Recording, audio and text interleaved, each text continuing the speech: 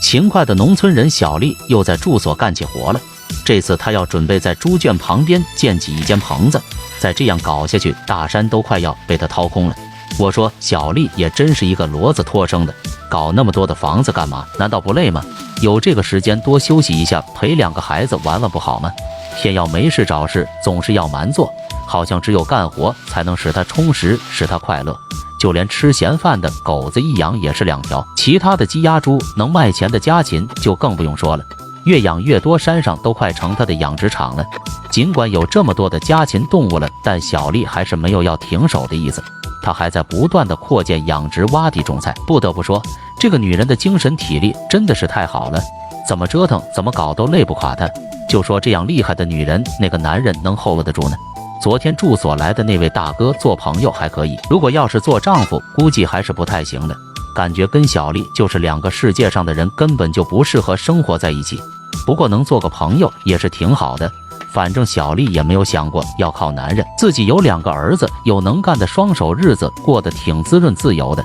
男人只能用来排遣内心的孤独寂寞，其他的啥用都没有。小丽想，如果那位大哥向她表白，她就接受，说不定有了男朋友还能实现自己的女儿梦呢，那岂不是要2全其美，美滋滋了的吗？那么大家觉得小丽的这个想法怎么样，好不好呢？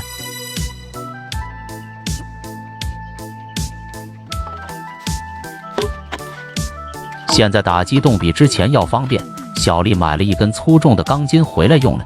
之前都只是用铲子挖，很是吃力，现在用钢筋凿要省力气的多了，凿出来的洞也比之前要深要大，这样建造出来的房子就会更加的稳当保险，只要底下不烂掉，就能一直的用下去。小丽自己住的那间房子也有1年的时间了，风吹雨打，表面都烂黑了很多，估计要不了多久，小丽又要拆了，重新建新房住了。因为2只小猪长大了，会拱土，之前搭的猪圈都关不住它俩。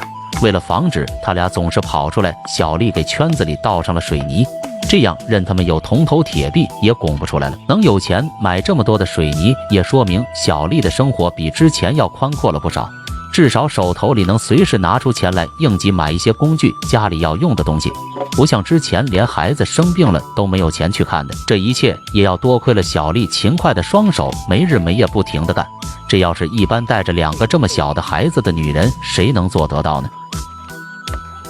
家里的经济条件好了，小丽也是很舍得花钱的，不仅给自己买了鞋子袜子，还买了干活戴的手套子。有了手套的保护，拧起钢丝来手指也不疼了。最后你是不是也发现了小丽比之前变白变漂亮很多了呢？